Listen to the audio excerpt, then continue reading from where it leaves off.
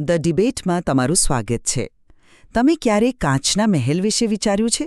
એટલે એક એવી જગ્યા જ્યાં કોઈ દિવાલ તમને છુપાવી ન શકે. હા, જ્યાં બધું જ પારદર્શક હોય. બિલકુલ. તમે શું કરો છો, કોની સાથે વાત કરો છો, તમારા ચહેરાના હાવભાવ કેવા છે, આ બધું જ બહાર બેઠેલી કોઈ અદૃશ્ય વ્યક્તિ સતત જોઈ શકે છે.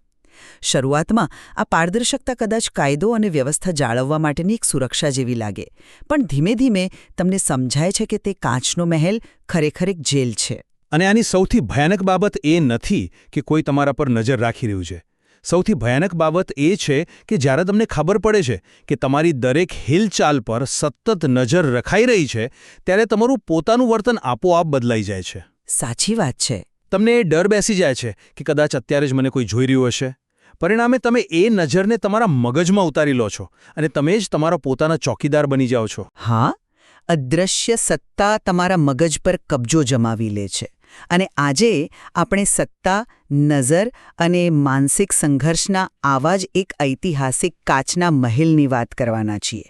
આપણો આજનો વિષય છે વિલિયમ શેક્સપિયરનું પ્રખ્યાત નાટક હેમ્લેટ. પણ જુઓ, આપણે માત્ર એક સાહિત્યિક કથા તરીકે તેની ચર્ચા નથી કરવાના. આપણે ડેનમાર્કના આ રાજમહેલનું વિશ્લેષણ 20મી સદીના મહાન ફ્રેન્ચ તત્વચિંતક મિશેલ ફૂકોના સત્તા અને જ્ઞાનના સિદ્ધાંતોના આધારે કરીશું. મારી દલીલ એટલે મારો સ્પષ્ટ મત એ છે કે રાજકુમાર હેમ્લેટ આ શિસ્તબદ્ધ અને જાસૂસીભર્યા માળખાનો માત્ર એક લાચાર શિકાર છે. ક્લોડિયસની આ અદૃશ્ય સત્તા હેમ્લેટના મગજમાં ઘૂસી જાય છે અને તેને માનસિક રીતે તોડી નાખે છે.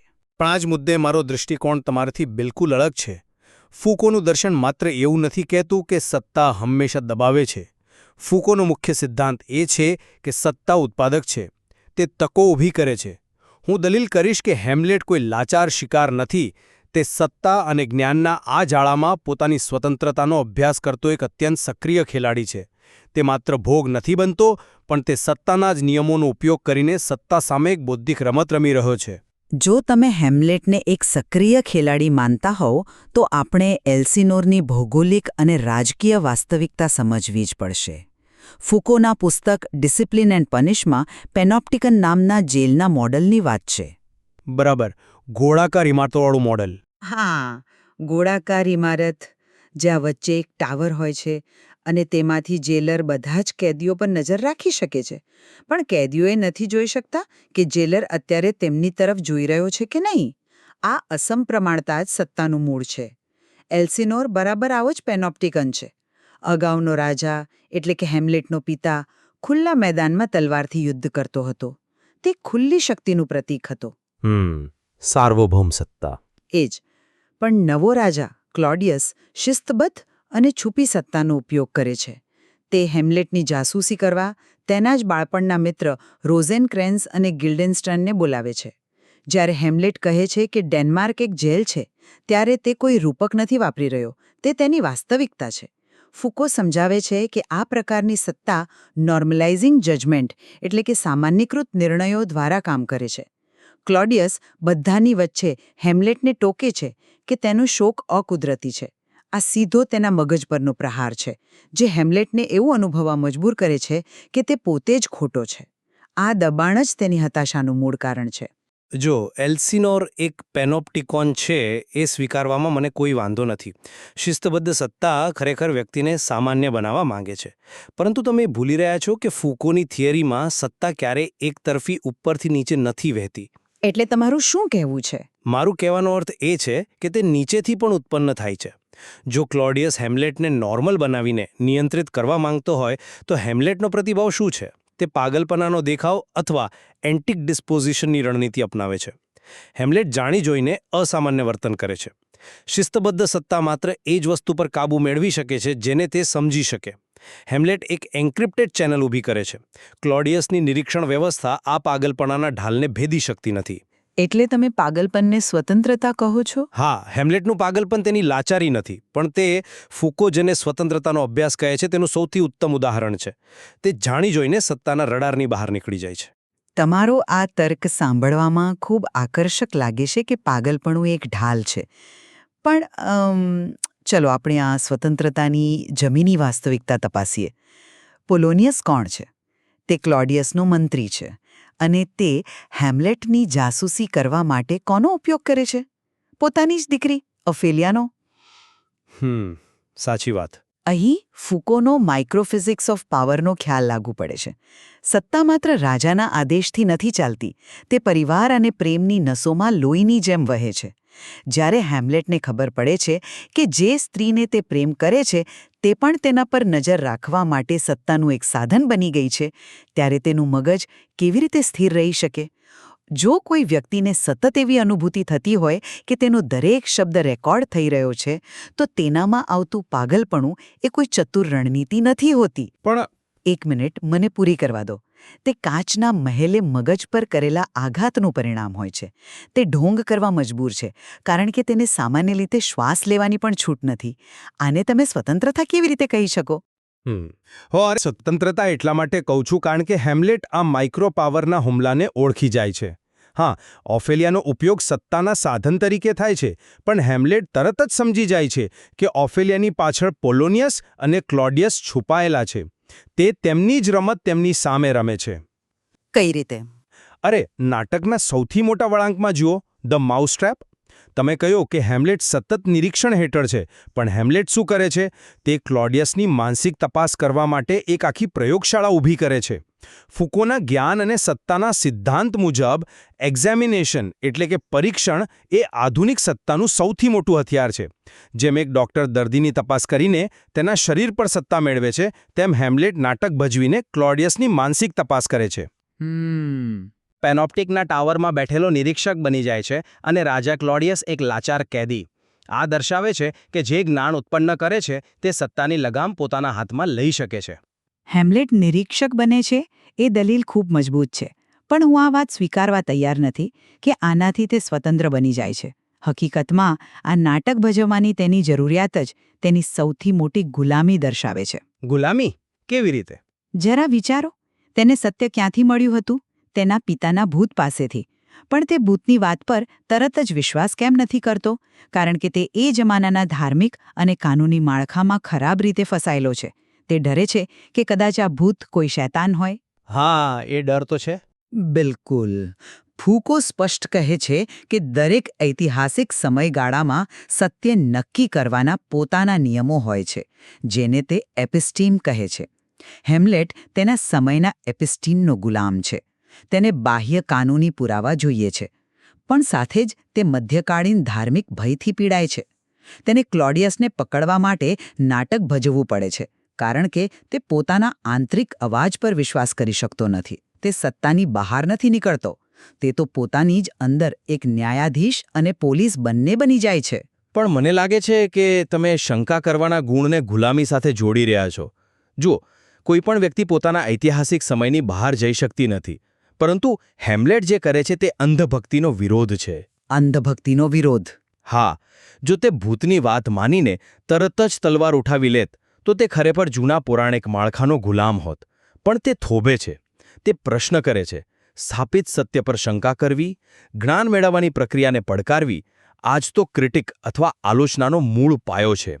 હેમ્લેટનું આ આલોચનાત્મક વલણ જ તેને પોતાની રીતે સત્ય શોધવાની બૌદ્ધિક સ્વાયત્તતા આપે છે.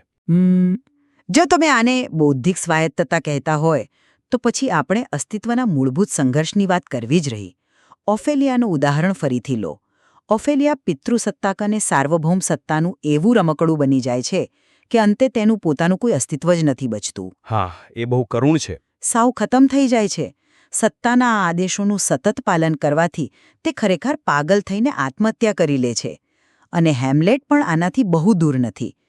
તેની સૌથી પ્રખ્યાત સ્વગોતોક્તિ to be or not to be, જીવવું કે મરવું, એ માત્ર કોઈ ફિલોસોફી નથી. બરાબર. તે સીધું જ એ દર્શાવે છે કે સત્તા કેવી રીતે આપણા આત્મા પર કબજો કરે છે. તે આ દુનિયાના દુઃખોથી છૂટવા માટે આત્મહત્યા કરવા માંગે છે, પરંતુ મૃત્યુ પછીના જીવનનો, નરકનો ડર તેને રોકે છે. ધર્મની આ અદૃશ્ય નજર, ભગવાનનું આ મહાન પેનોપ્ટિકન, તેના આત્મામાં એટલું ઊંડે ઉતરી ગયું છે કે તે મરવા માટે પણ સ્વતંત્ર નથી. જો ઓફેલિયાના પાત્ર માટે તમે જે વિશ્લેષણ આપ્યું તેની સાથે હું સંપૂર્ણપણે સહેમત છું. ઓફેલિયા પાસે પ્રતિકાર કરવાની કોઈ ભાષા જ નથી બચતી, પરંતુ હેમ્લેટના to be or not to બીના ડરથી લઈને નાટકના અંત સુધીમાં એક બહુ મોટો ફેરફાર આવે છે જેને તમે કદાચ અવગણી રહ્યા છો. કયો ફેરફાર? મારે તમારું ધ્યાન નાટકના અંત ભાગમાં આવતા કબ્રસ્તાનના દ્રશ્ય ગ્રેવયાર્ડ સીન તરફ દોરવું છે. આ દ્રશ્ય હેમ્લેટની સંપૂર્ણ મુક્તિનું દ્રશ્ય છે.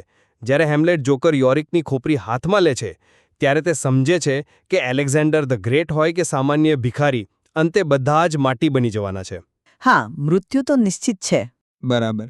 અને આ ફૂકોના સિદ્ધાંત સાથે કેવી રીતે જોડાય છે તે સમજો. રાજાની એટલે કે ક્લોડિયસની સાર્વભૌમ સત્તા શેના પર ટકેલી છે? મૃત્યુના ડર પર. પણ જ્યારે હેમ્લેટ કબ્રસ્તાનમાં મૃત્યુને એક સ્વાભાવિક સત્ય તરીકે સ્વીકારી લે છે ત્યારે ક્લોડિયસનું સૌથી મોટું હથિયાર તેની અસર ગુમાવી દે છે. ફૂકો જેને પોતાની જાત પર કામ કરવાની પ્રક્રિયા અથવા પ્રેક્ટિસીસ ઓફ ધી સેલ્ફ કહે છે તે જ આ જ છે. જે માણસ મરવાથી નથી ડરતો તેના પર પેનોપ્ટિકનનો કાચનો મહેલ કે રાજાની તલવાર કોઈ જ કાબૂ રાખી શકતા નથી. એ દલીલ ખૂબ જ સુંદર છે કે મૃત્યુનો સ્વીકાર કરીને તે રાજાની સત્તાને નિષ્ક્રિય કરી દે છે. પણ આપણે અંતિમ પરિણામને પણ જોવું જ પડશે. હેમ્લેટ ભલે માનસિક રીતે મુક્ત થઈ ગયો હોય, પણ શું તે ભૌતિક વાસ્તવિકતામાંથી બચી શક્યો? ભૌતિક રીતે તો નાટકનો અંત કેવી રીતે થાય છે? એક લોહીલુહાણ તલવારબાજીથી. હેમ્લેટની માતા મૃત્યુ પામે છે, લાયર્ટીઝ મૃત્યુ પામે છે, ક્લોડિયસ મરે છે અને હેમ્લેટ પોતે પણ ઝેરી તલવારનો શિકાર બને છે. જો તેની મુક્તિ એટલી જ સાચી હોત તો શું તે પોતાનો વિનાશ અટકાવી ન શક્યો હોત? શિસ્તબદ્ધ સત્તાની જાળ એટલી હદે ગૂંચવાયેલી હતી કે તેમાંથી બહાર આવવાનો એકમાત્ર રસ્તો સંપૂર્ણ વિનાશ જ હતો. તે સિસ્ટમ સામે લડે છે, પણ અંતે સિસ્ટમ તેને ખાઈ જાય છે. હા, તે મૃત્યુ પામે છે. તે ભૌતિક રીતે બચી શકતો નથી. પરંતુ સત્તા સંબંધોની બહાર કોઈ જઈ શકતું નથી એનો અર્થ એવો નથી થતો કે પ્રતિકારનો કોઈ અર્થ જ નથી. સત્તા હંમેશા એવી અપેક્ષા રાખે છે કે તમે તેના નિયમો મુજબ રમો. ક્લોડિયસ ઈચ્છતો હતો કે હેમ્લેટ એક સામાન્ય રાજકુમાર બનીને રહે, પણ હેમ્લેટે અંત સુધી ક્લોડિયસના નિયમો મુજબ રમવાનો ઇનકાર કર્યો. હા, એણે વિરોધ તો નોંધાવ્યો. બિલકુલ. તેણે એલ્સિનોરની જડબેસલાક નિરીક્ષણ વ્યવસ્થામાં છીંડા પાડ્યા અને મરતા પહેલાં તેણે ક્લોડિયસની ભ્રષ્ટ સત્તાને આખી દુનિયા સામે ખુલ્લી પાડી દીધી. ફૂકોના પરિપ્રેક્ષ્યમાં જોઈએ તો હેમ્લેટનું પાત્ર આપણને એ શીખવે છે કે સત્તા ગમે તેટલી શક્તિશાળી હોય, જ્ઞાન હંમેશા તેનો પ્રતિકાર કરવાનો માર્ગ શોધી જ કાઢે છે. ચોક્કસ. આપણી આ ચર્ચા પરથી એક વાત તો સ્પષ્ટ છે કે એલ્સિનોરનો આ કાચનો મહેલ માત્ર કોઈ 16મી સદીની ઇમારત નથી, પણ તે આજના માનવ મન અને આધુનિક સત્તા વચ્ચેના સચોટ પ્રતીક છે. હેમ્લેટ એક જ સમયે આ સત્તાકીય માળખાથી પીડિત પણ છે, પણ સાથે જ, જેમ તમે દલીલ કરી, તે આ સત્તાના નિયમોને તોડવાનો પ્રયાસ કરતો એક વિદ્રોહી પણ છે. બિલકુલ. અને આ જ કારણ છે કે ફૂકોની નજરે આ નાટક માત્ર એક જૂની રિવેન્જ ટ્રેજેડી નથી રહેતું. તે સત્તા, નિરીક્ષણ અને વ્યક્તિગત સ્વતંત્રતા વચ્ચેના અત્યંત જટિલ સંઘર્ષનો એક મનોવૈજ્ઞાનિક દસ્તાવેજ બની જાય છે.